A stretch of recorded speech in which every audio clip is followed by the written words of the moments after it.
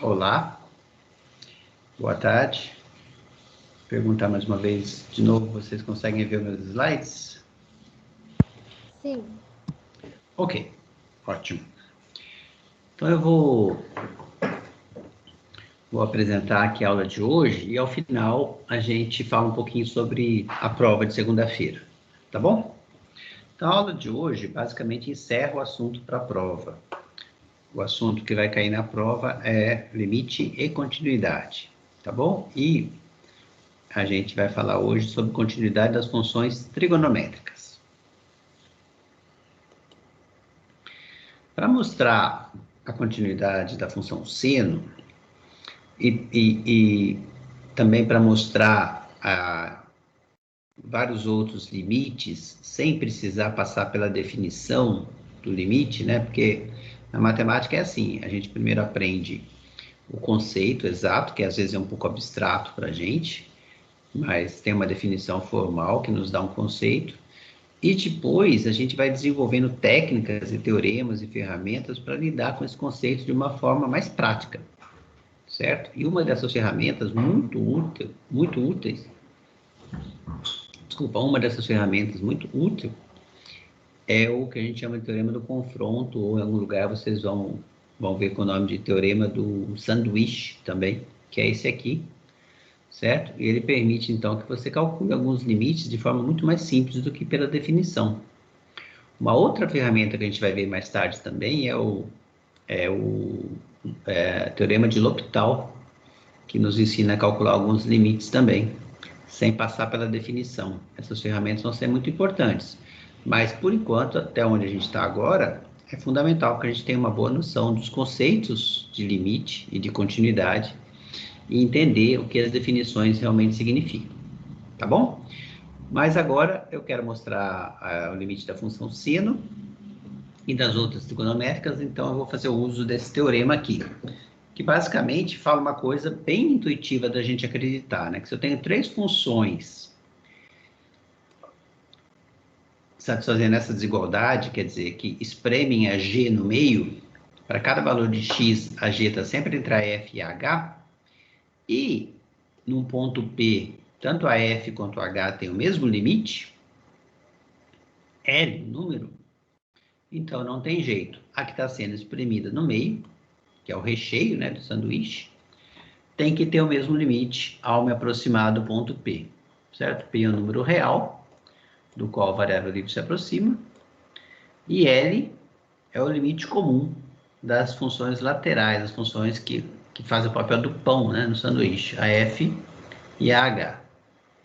Então, se o limite das duas parcelas que representam o pão é o mesmo, o recheio também tem que ter o mesmo limite. Basicamente é isso, tá? Eu vou demonstrar esse teorema aqui,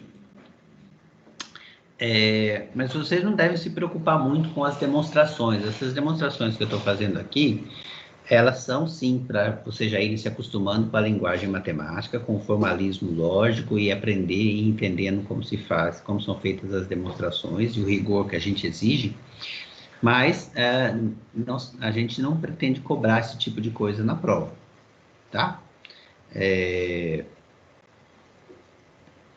Exceto raramente um caso, alguma coisa para que vocês tenham acesso, por exemplo, a mostrar que vocês de fato assistiram e entenderam a aula síncrona, um exercício na prova, por exemplo. Depois eu vou falar mais sobre a prova, tá?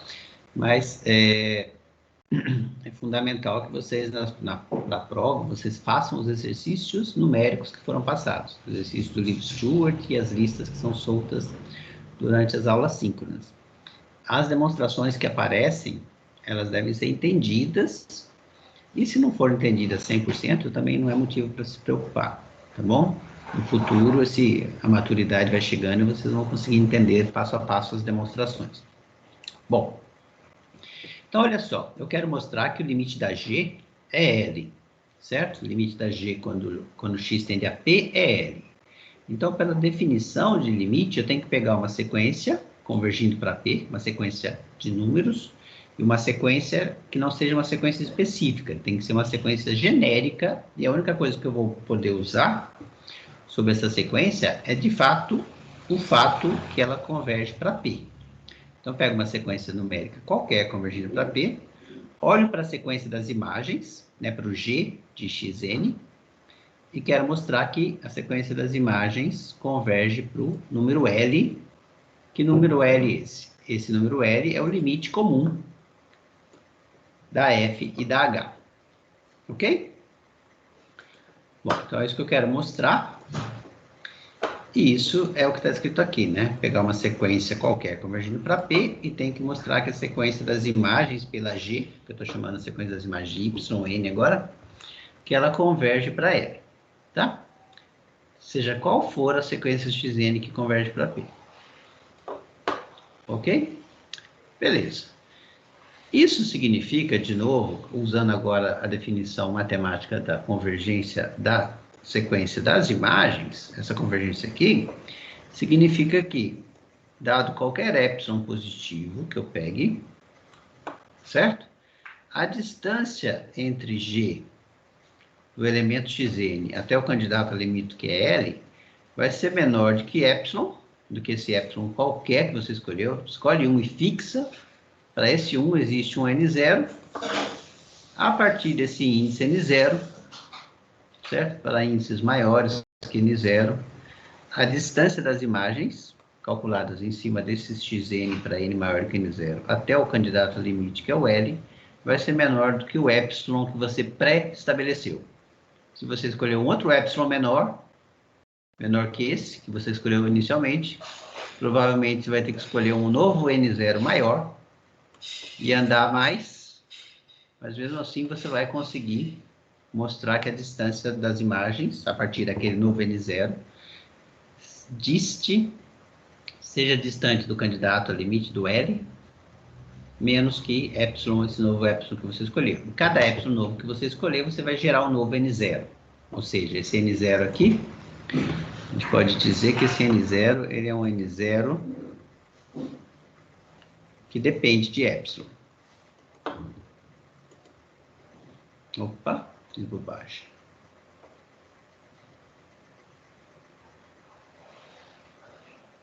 Fiz muito bobagem, né? Deixa eu ver se eu consigo apagar. Vou deixar aqui, então. Deu ruim de novo. Tá, vou mexer nisso não, mas esse N0, ele é um N0 que depende do epsilon dado. Ok? Para consertar isso, teria que sair do módulo de apresentação, vai perder tempo, então entendam que aqui eu ia escrever N0 igual a N0, abre parênteses, de epsilon.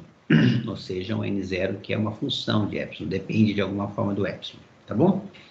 Depois, quando eu for colocar os slides lá na nossa página, eu faço essa correção. Então, é isso que eu preciso mostrar. Dado um epsilon, preciso exibir o número natural que vai fazer o papel do N0. Beleza. Mas o que eu tenho por hipótese? Eu tenho por hipótese que a f de xn converge para L. Então, isso significa que se eu pegar um número qualquer, que eu estou chamando de epsilon 1 aqui positivo, vai existir para f um índice, n, que eu estou chamando de N1, a partir do qual a distância das imagens pela f até a L é menor do que esse epsilon 1. Certo? E por hipótese também, a h de xn converge para L. Então, eu tenho a mesma coisa para h de xn. Então, dado agora qualquer número epsilon 2, certo? Vai existir um índice N2, a partir do qual as imagens pela h agora estão distantes do L menos do que epsilon sobre 2 unidades. Ok? Então, essas são as minhas hipóteses. Então, vou voltar lá naquilo que eu quero mostrar, né? E vou pegar um epsilon. Eu quero mostrar para G, então, para G eu chamei de um epsilon qualquer. Escolha um epsilon qualquer e tome epsilon 1 igual a epsilon 2 igual a epsilon. Quem são esses epsilon 1? Epsilon 1 é um número real qualquer que eu vou usar na definição de que a f converge para L. Então, para esse epsilon 1, como a f converge para L, existe um índice N1, e a partir do qual a imagem da f, ou seja, a imagem a sequência das imagens dista do L menos do que esse ε1, que é igual ao ε. Então, vale essa desigualdade aqui para todo N maior do que N1. Essa desigualdade pode ser aberta nessa, e ao somar L nos três lados dessa desigualdade, eu chego a essa, certo? E, em particular, aqui eu já substituí o ε1 por ε, porque eu estou pegando ε igual a ε. Em particular, eu tenho essa desigualdade aqui, desde que o N seja maior do que o N1. Ok? Agora, eu uso a hipótese de que o H também converge para L e faço a mesma coisa. Para aquele ε2, existe um índice N2, a partir do qual vale essa desigualdade aqui para as imagens agora pela função H. Essa desigualdade aqui, se eu abro o valor absoluto, ela se transforma nessa. Se eu somo L nas três parcelas, eu chego a essa desigualdade aqui. E, em particular, olhando só para a parte final aqui, eu tenho o que eu chamei de expressão 4. E como o ε2 foi tomado igual ao ε, eu tenho essa expressão toda aqui. Isso vale só para N maior do que N2. Certo?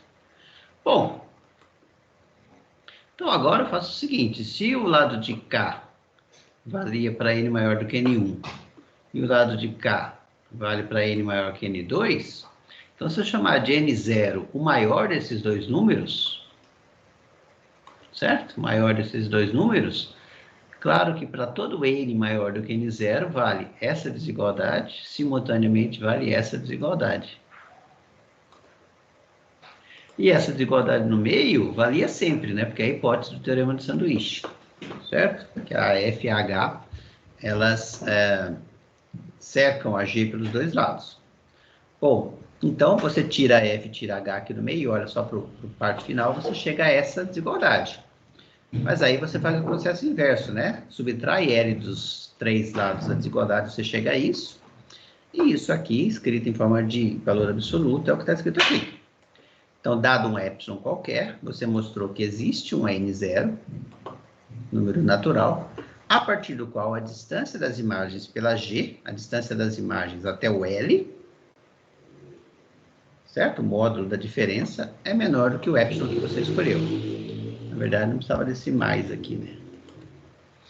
Isso também não atrapalha. Isso quer dizer que a G converge para L, certo? Que era o resultado que a gente queria demonstrar. Então, acabamos de demonstrar que, de fato, o limite da G, quando x se aproxima do P, é o mesmo L, que era o limite já da F e da H. Ok? Essa é a demonstração do teorema do confronto. Seria legal que todo mundo entendesse o que foi feito, em todos os detalhes.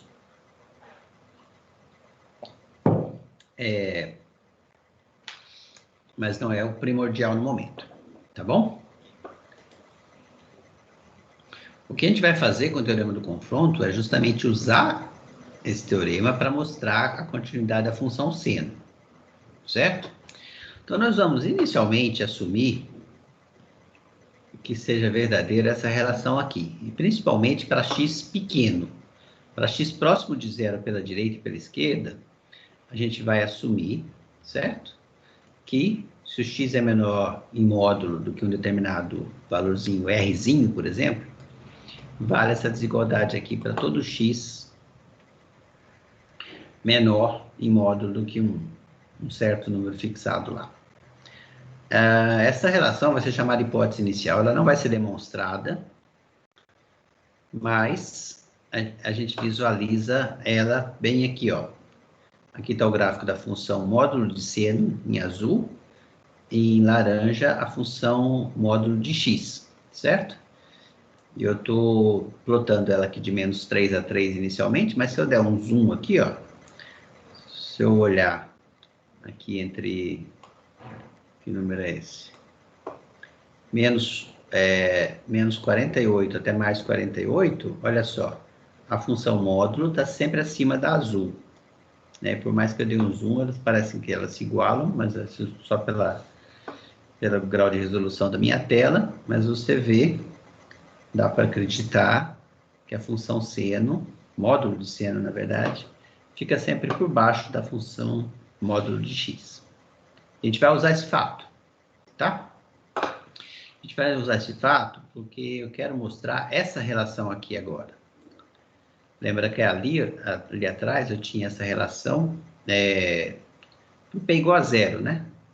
O P igual a zero. Mas agora eu quero mostrar essa relação para qualquer P e qualquer X, certo? Satisfazer essa relação aqui, funções que satisfazem essa relação têm um nome. Eu vou apresentar esse nome aqui, tá, dessas funções, só como curiosidade. Não precisa gravar o que vem a ser uma função lipschitziana e coisa e tal. Mas é porque essa aqui é uma função lipschitziana de constante de Lipschitz 1. Então, para vocês já irem se acostumando com essa linguajar, quando chegar lá no curso de análise, já saber, já ter ouvido falar o que é uma função lipschitziana, eu vou apresentar aqui a definição da função, uma função real lipschitziana de constante A, constante de Lipschitz alfa, que a gente fala, é uma constante, é uma função que satisfaz essa desigualdade, certo? Para quaisquer dois pontos x, y, a distância das imagens é menor do que uma constante vezes a distância do x e do y. A gente vai ver, não é à toa que essas funções têm um nome específico, né? Elas têm um nome específico porque elas são muito importantes, satisfazem algumas propriedades, elas definem uma família de funções que satisfazem algumas propriedades já diretas e muito importantes. Por exemplo, bom, não vou... Sobre algumas condições, as funções lipschitzianas, é fácil mostrar que elas são contínuas, certo? Todas elas. Então, na verdade, se eu mostrar que a função seno é uma função lipschitziana, morreu. Mas se eu soubesse esse resultado que eu acabei de falar, mas eu vou mostrar aqui exatamente que a função seno é uma função contínua. Tá? Bom, então, eu estou escrevendo isso nesse formato, né? Porque é isso que eu quero mostrar. Eu quero mostrar que a função seno é uma função lipschitziana com constante de Lipschitz igual a 1. Quer dizer, o alfa que aparece aqui é 1 que está multiplicando esse lado de cá. Quando a constante de Lipschitz é menor ou igual a 1, então a gente vê uma coisa interessante, né? A distância entre as imagens é menor do que a distância entre os pontos iniciais. A gente diz que a função está, de certa forma, contraindo os pontos, né? Estão levando pontos em pontos cada vez mais próximos. Beleza, vamos demonstrar então esse fato. Esse fato é demonstrado da seguinte forma. Observe que seno de x menos seno de p pode ser escrito nesse formato aqui, usando as regras para seno da soma e cosseno da soma. Certo? Só uma observação, expandir isso que está em azul aqui e ver que, de fato, isso me dá seno de x menos cosseno de x. Ok? Aí o que eu estou fazendo aqui para essa igualdade é distribuindo o módulo, né? O módulo do produto é o produto dos módulos. E a próxima passagem, eu vou fazer o seguinte, a gente sabe que o cosseno em módulo, né? É sempre menor ou igual a 1. Então, eu vou majorar essa expressão que está em azul aqui, vou majorar por 1. Ou seja, eu vou substituir esse fator aqui por 1. Isso, na verdade, está aumentando a minha relação, porque o cosseno é sempre menor do que 1, e agora eu estou substituindo ele por 1 limitante superior que é 1. Que é isso que eu vou fazer no próximo slide, que está escrito aqui, certo? Como o cosseno de x é sempre menor que 1, então, para qualquer x, em particular para o x mais p sobre 2 é menor do que 1, então eu consigo, voltar aqui, eu consigo mostrar que esse pedaço aqui é menor ou igual a essa parcela que está aqui, esse fator que está aqui, certo? Jogando fora no seguinte sentido, a gente fala majorando, ou seja, substituindo esse pedaço do cosseno aqui por uma coisa maior do que ele, que é 1. Ok? Cheguei nisso aqui. Então, Bom, agora eu vou usar aquela hipótese inicial lá. A hipótese inicial dizia que o módulo de seno de x é sempre menor que o módulo de x. Para qualquer x. Então, se no lugar do x eu trabalhar com essa expressão aqui, módulo do seno dessa coisa é menor ou igual que essa coisa em módulo. Essa é a hipótese inicial para esse x tomado dessa forma agora. X foi substituído por x menos p sobre 2. Certo? Bom, então, se eu substituir o seno de x menos p sobre 2 por uma coisa maior do que ele, que é módulo de x menos p sobre 2 aqui nessa passagem anterior, então isso aqui fica menor do que módulo de x menos p sobre 2.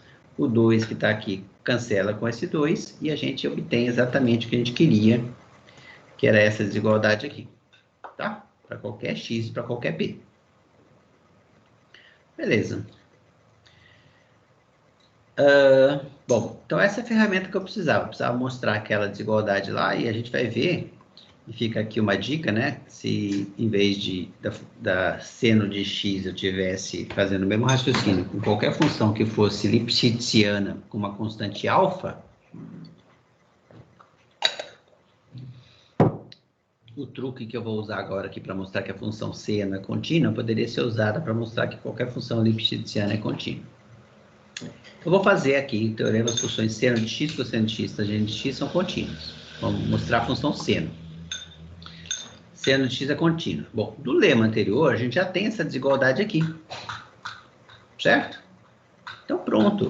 Com isso aqui morreu, porque eu vou usar o teorema do confronto para f de x, função constante igual a zero, h de x, a função módulo de x menos p igual a zero, certo?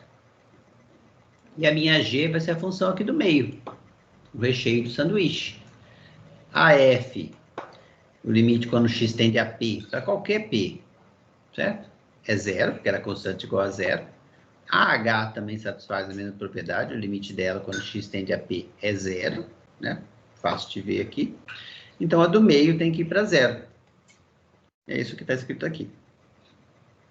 Certo? Nosso resultado segue diretamente, né? Exercício para vocês completarem, escreverem o completamento dessa demonstração, mas é só usar o teorema do confronto, isso que eu acabei de falar, certo? Então, o limite da g vai para zero, e o limite da g vai ir para zero, significa exatamente que limite da seno de x, quando x tende a p, é seno de p. Ou seja, essa é a própria definição de seno ser contínua no ponto P. Certo? Então, acabou. Agora, que a cosseno é contínua, eu podia repetir o mesmo tipo de raciocínio, mas eu vou preferir usar o seguinte fato. Cosseno de x é seno de x mais π sobre 2, né? Seno de x é seno de A, seno de B. Seno de A, cosseno de B, né? Cosseno de π sobre 2 é 1. Desculpa. Seno da soma. Seno do primeiro, cosseno do segundo. Mais cosseno do primeiro, seno do segundo.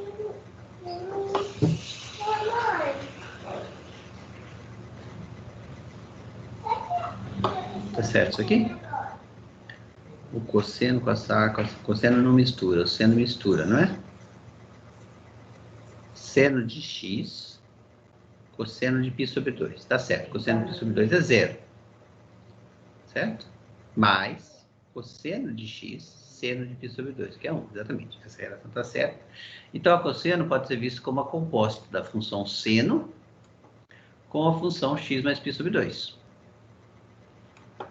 Certo? E aí a gente já viu um resultado lá atrás que diz que a composição de funções contínuas é contínua. Bom, a seno a gente acabou de mostrar que era contínua, e a função x mais π sobre 2 é um polinômio de grau 1, então é contínua. Então, daí segue a continuidade da função cosseno. E para tangente também, a coisa é tão simples quanto, porque a gente vai usar o teorema que diz que a divisão, né, o quociente de duas funções contínuas é contínua. Obviamente, no domínio onde faça sentido essa divisão. certo? Então, a tangente é contínua por ser quociente de duas funções contínuas. Tá ok? Faltou aqui, mas vocês podem fazer de forma semelhante, né? Mostrar que as outras funções trigonométricas também são contínuas, né? Cotangente, cossecante, secante. Ok? Alguma dúvida até aí? Por favor, se manifestem. Então, tá tranquilo. Tranquilo? Para todos? Tem quantos alunos na sala aí agora? Tem 5. Poxa, uma aula importante dessa, só 5 alunos. Insistam para os seus colegas assistirem, tá bom? Tá bom. Outro uso do teorema do confronto é a demonstração desse limite aqui. Tanto é que é chamado de limite fundamental, certo? Limite de seno de x sobre x, quando o x vai para zero, é 1. Bom, com as ferramentas que a gente já conhece, né, a gente vê que quando o x vai para zero, a função seno de zero é zero, então o limite da função de cima é zero, e a de baixo também é zero. Então, isso aqui é o que a gente chamou lá atrás de uma indeterminação do tipo zero sobre zero.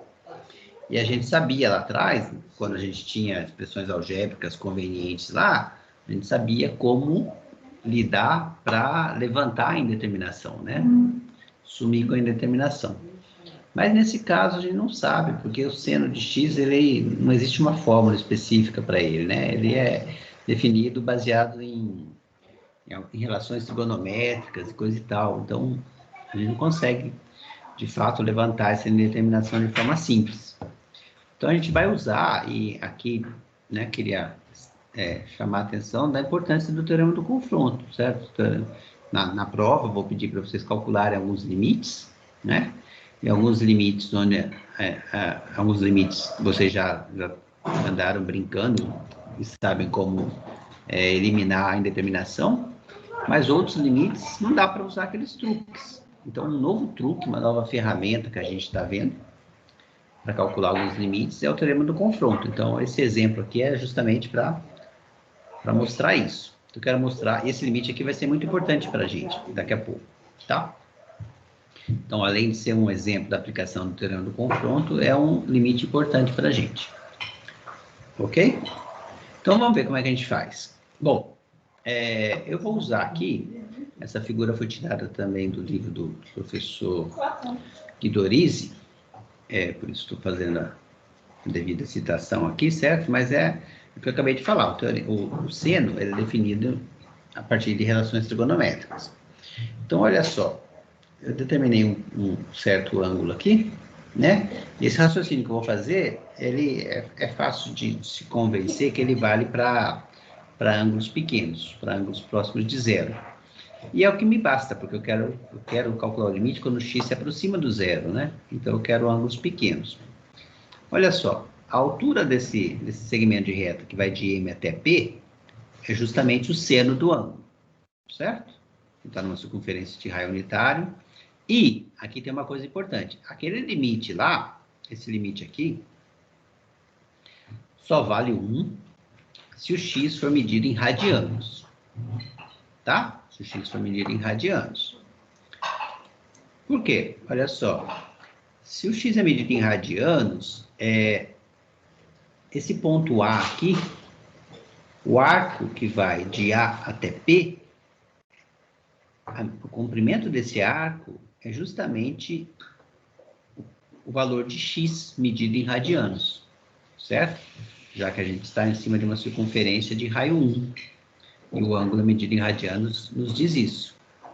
Então, de M até P, eu tenho o seno do ângulo, de A até P, eu tenho o valor de x, e de A até T, eu tenho o valor da tangente do ângulo, certo? Então, é fácil se convencer que a tangente de x é maior do que x e é maior do que seno de x. Particularmente para valores de x não muito grandes, x pequeno, certo? Porque daí você tem esse arco aqui, comprimento desse arco que vai de A até P, maior do que o segmento que vai de P até M, e menor do que o segmento, comprimento do segmento que vai de T até A. Essas relações são as que estão escritas aqui. Então, olha só, principalmente, ou para a gente ser bem rigoroso, para x pequeno o suficiente, ou seja, menor que um determinado R que pode ser calculado, a gente tem essas relações aqui. Para x positivo, primeiro, tá? Então, se o x é positivo, o seno dele é positivo, x é maior que o seno e a tangente... Opa, deixa eu usar a notação de tangente assim, certo? Em português. Beleza. Então, se isso para x positivo vale essa desigualdade, se eu dividir tudo por seno de x, aqui fica 1, aqui fica x sobre seno de x, e a tangente dividida pelo seno fica 1 sobre cosseno. Chego nessa relação. E a desigualdade não se altera justamente porque o seno é positivo. E agora, se eu pegar essa desigualdade e invertê-la, as desigualdades todas se invertem e eu chego a essa aqui. Cosseno de x menor que seno de x sobre x e menor que 1. E aqui já está claro que eu vou usar aqui o teorema de sanduíche, certo? Então, só adiantando as coisas, quem vai fazer o papel da h é o meu 1, função constante igual a 1, é a h. Cosseno, que a gente já mostrou que é contínua, quando x tende a 0, tende a cosseno de 0, que também é 1, então essa vai fazer o papel da f. E a g, que está sendo ensanduichada aqui, é justamente o limite que eu quero calcular. Então, se o limite da h, quando x tende a 0, é 1. O limite da f, quando x tende a 0, é 1. Então, o limite da g, que está entre as duas, vai ser 1 também. A gente vai ter mostrado o resultado que a gente quer. O que está faltando ainda? Está faltando o seguinte. Essa desigualdade aqui eu obtive considerando o x pequeno, tudo bem, posso sempre considerar, porque eu estou me aproximando do zero. Pequeno, mas maior do que zero. Então, antes de fazer esse procedimento todo que eu acabei de delinear, eu tenho que conseguir uma equação igual a essa para x também pequeno, mas menor do que zero. É isso que eu vou fazer agora, certo?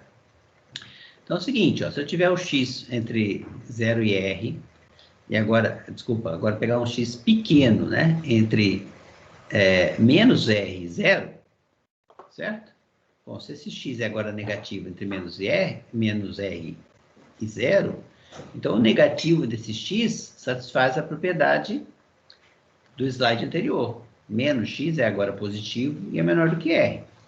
Então, se ele satisfaz a hipótese do slide anterior, para ele vale a desigualdade do slide anterior, que é essa. Certo?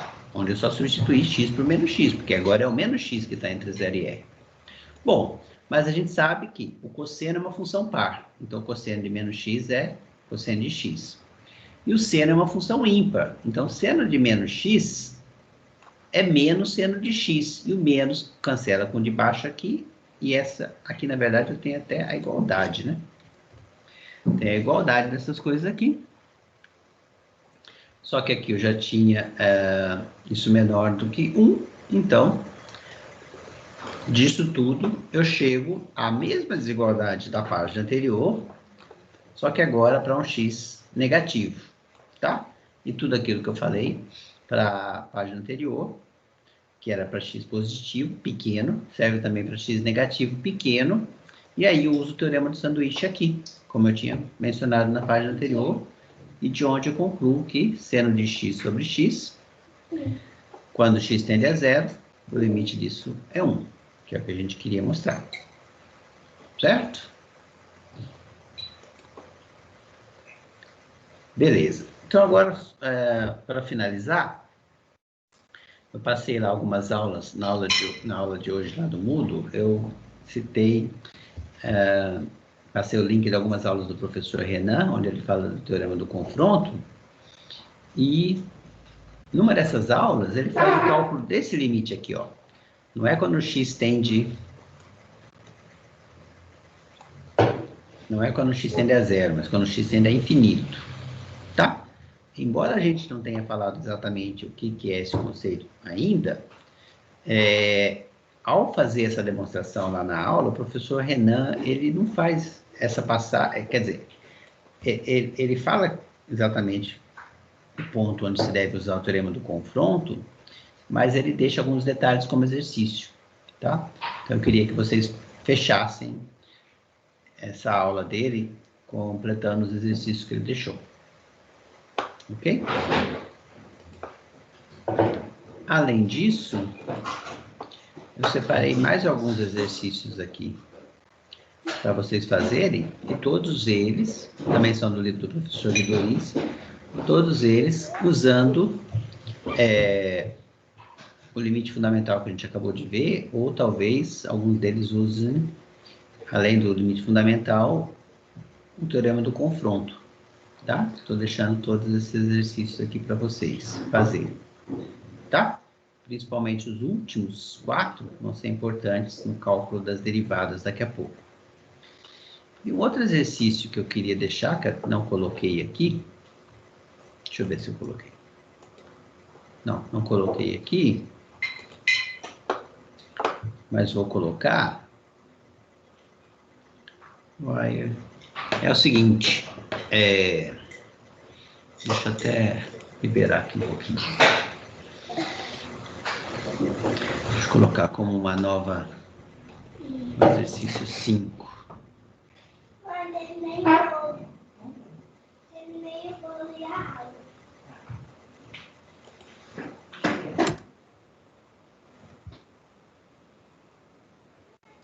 O exercício é o seguinte, seja f de x função limitada. Significa dizer que existe uma constante m maior do que zero, tal que f de x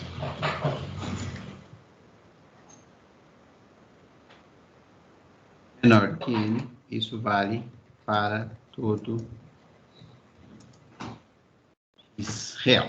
Vamos pensar que a f é uma função definida sobre todos os reais. X, uma função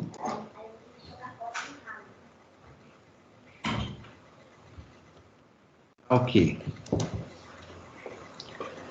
Deixa eu roubar aqui. Peraí.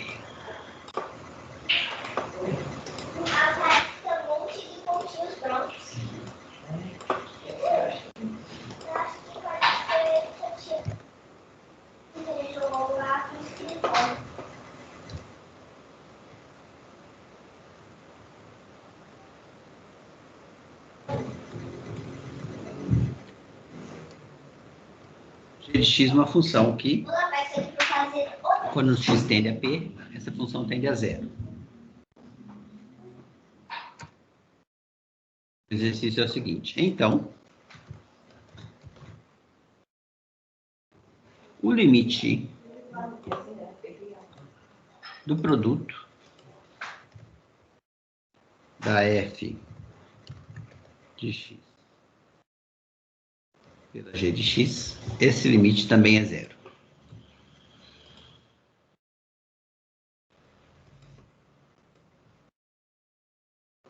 Certo?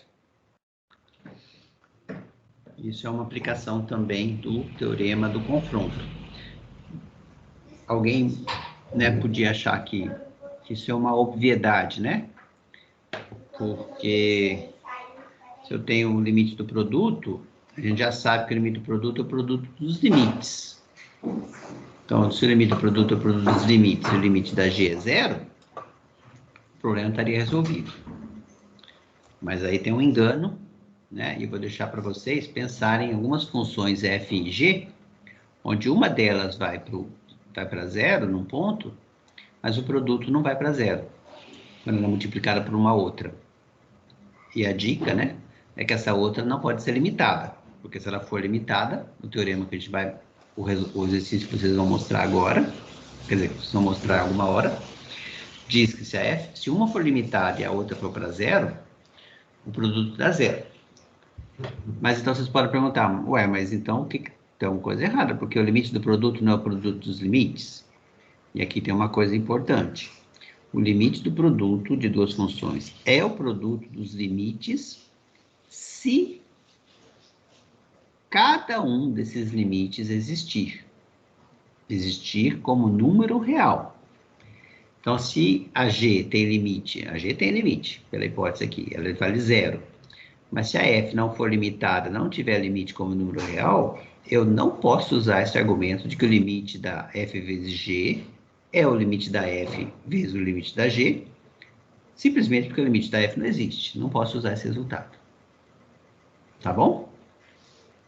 Então, esse exercício aqui pode ser feito usando o fato de que a F, não estou exigindo que a F tenha limite, tá vendo? Só estou exigindo que a F seja limitada. Lógico, se a F tiver limite, aí você pode usar que o limite do produto é o produto dos limites, o resultado sai mais fácil. Mas o teorema é um pouquinho mais forte. Ele diz que a F não precisa ter limite, basta que ela seja limitada. A F pode tender ao infinito, então. Oi? A F pode tender ao infinito. Não, não pode, porque ela é limitada. Ah, entendi. Olha só, limitada significa isso, certo? O gráfico dela está entre uma faixa, o gráfico dela fica entre menos m e m,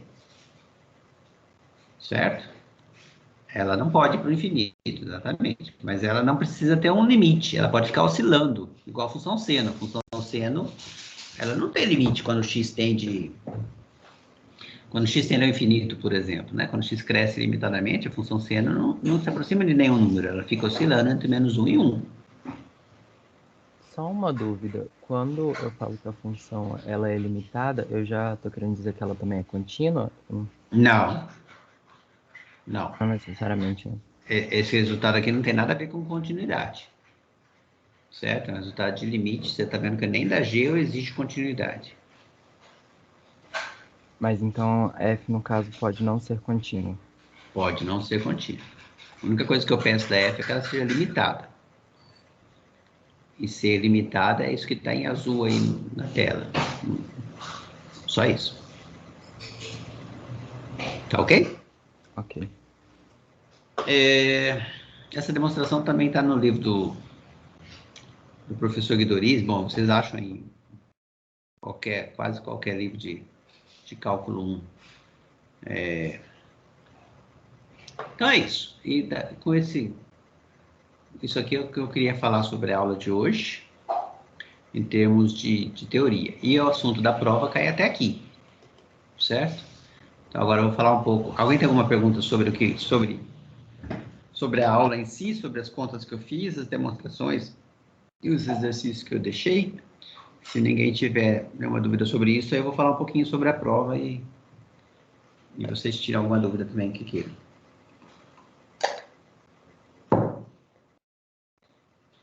Nenhuma dúvida?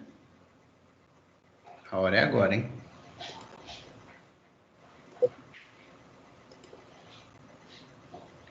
Alguém começou a falar ali?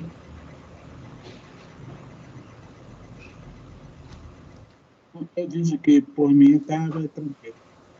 Tá tranquilo? Assim, dentro do que pode ser considerado tranquilo, né? Entendi. Então tá. Então vamos falar sobre a prova. Primeiro, o conteúdo da prova. O conteúdo da nossa prova é pouco, mas é um conteúdo importantíssimo para o resto do curso, certo? É basicamente limite e continuidade, tá bom? Então, a gente fez vários exercícios usando alguns truques para calcular o limite. A gente fez a definição de limite, certo? E hoje, agora com essa aula aqui, a gente apresentou mais uma ferramenta útil para o cálculo de limite, que é o teorema do sanduíche, certo? Então, na prova, certamente, alguns exercícios. A prova deve ter 5 a 7 exercícios, tá? Não está bem certo isso ainda, mas é mais ou menos isso que eu estou pensando.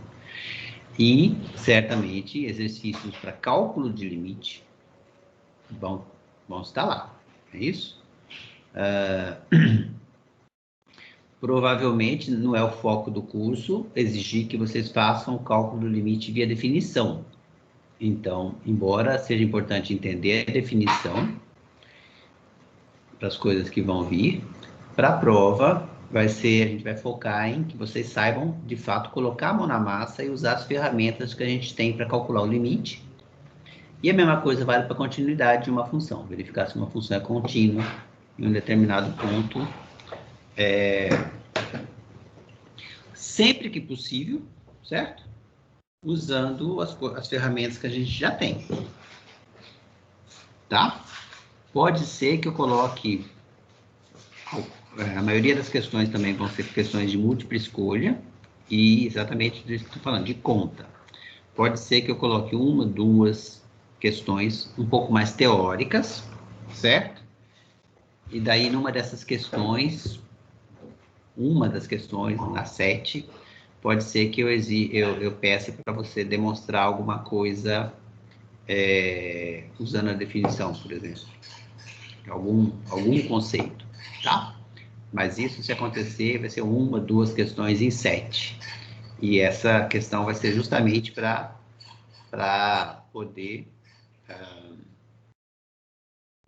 diferenciar, né? Diferenciar aqueles alunos mais curiosos e que estão mais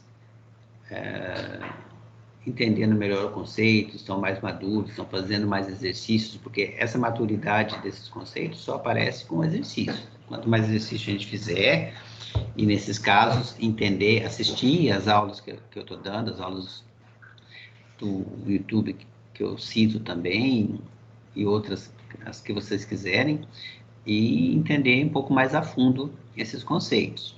Mas não é isso que vai reprovar um aluno, certo? Essa maturidade que eu vou conferir em uma questão ou duas, ela é aquilo que vai distinguir o aluno A de um aluno que não é A, certo? Mas o aluno, para passar, né, para ter uma nota acima de 60, ele tem que saber fazer contas, né? Calcular limites e saber determinar quando e se uma função é contínua ou não. E para isso, minha dica é fazer os exercícios dos livros, né? E as aulas, particularmente as aulas que eu dei, entender as coisas que foram feitas lá. A prova vai ser aberta na segunda-feira, no horário da aula de vocês, 14h55, né? 14h55. E ela é a mesma prova para o pessoal da manhã, do diurno e do noturno. E ela vai ficar aberta no Moodle até, vamos ver, até o dia seguinte, certo? Até o dia seguinte, a gente pode colocar até as 23h50 do dia seguinte. Então, se der pau na internet, quebrar o computador, qualquer desses problemas aí, vocês têm muito tempo hábil para fazer a prova. Mas a prova tem um período máximo de tempo, né? Ela fica aberta, ela fica disponível lá no Moodle por todo esse tempo, mas você tem um prazo máximo de 4 horas para fazer essa prova. Então, você abrindo a prova, entrando nela lá, você vai ter esse tempo para fazer as questões, tá? O que eu estou pensando também é fazer uma ou duas ou 3 questões abertas. Vou pedir para vocês redigirem as questões e me mandar, vou corrigir na mão. E as outras, a maioria das questões, vai ser de múltipla escolha. Ou seja, vocês não vão precisar me mostrar a apresentação, tá? Também não tenho como, nem pretensão de cobrar que vocês não consultem qualquer tipo de livro, internet, seja lá qualquer apoio que vocês possam buscar, porque simplesmente não dá para monitorar isso, não vale a pena, nem vou me estressar. Mas eu vi uma mensagem do professor Semi, eu endosso a mensagem dele, né? É importante que vocês pensem que essas aulas vão, cálculo 1 e as aulas do primeiro semestre, né, da professora Ana Cristina, do Semi, da Carmen, essas aulas elas vão contribuir com a nossa maturidade para as futuras disciplinas. E nas futuras disciplinas a gente vai voltar à aula presencial, se Deus quiser, E lá a gente vai fazer provas presenciais, se Deus quiser, e daí cada um de nós vai ter que mostrar o que realmente sabe. Então, é um bom exercício de maturidade já a gente tentar fazer as provas com o conhecimento que nós temos, certo? Isso não quer dizer que você não possa consultar os livros ou consultar as videoaulas e coisa e tal, mas pelo menos faça você a busca do seu conhecimento, você encontrar as soluções para os seus problemas e não alguém fazer a prova por você. Isso é um conselho.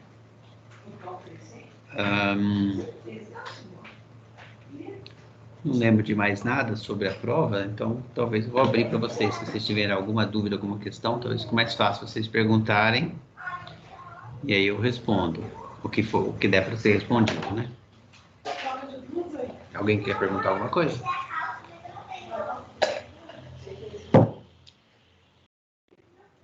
Não. Ninguém? Deixa eu voltar para ver a cara de vocês aí. Cadê a cara de vocês?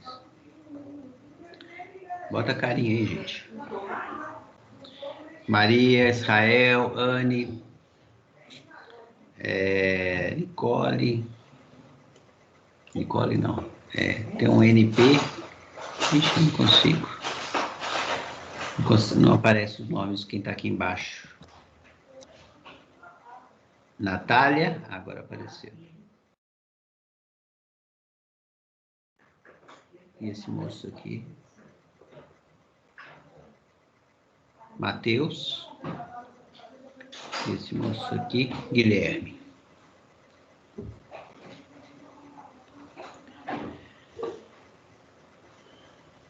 Alguma dúvida? Alguma pergunta sobre a prova? Algum comentário sobre a aula de hoje? Se ninguém tiver mais dúvida, a gente pode encerrar. Rani, alguma dúvida? Específica, sim, não. Israel, Maria Eduarda, Tudo bem. Natália, Tá tudo bem também. Matheus Tá tudo bem também. e Guilherme. Tudo bem? Então, eu acho que eu já falei isso também, mas só para finalizar, lá no... Eu vou gravar essa aula. Aliás, a aula já está gravada. Eu vou postar o link dela lá no nosso Moodle, certo? Então, recomendo fortemente aos seus colegas que não assistiram aqui, que assistam. E lá no Moodle, relacionado à aula de hoje, também tem, salvo engano, 2 aulas do professor Renan, tá? Tratando basicamente do mesmo assunto que a gente tratou aqui, certo? Ele faz alguns exemplos lá, mas basicamente é o que a gente viu aqui, são aulas curtinhas, só que tem algumas coisas lá que podem ser interessantes. Eu recomendo que vocês assistam também. E a lista de exercícios relativa a essa parte está dada aqui dentro da aula, né? Eu vou postar também, vou gerar um PDF com os slides dessa aula e colocar lá também.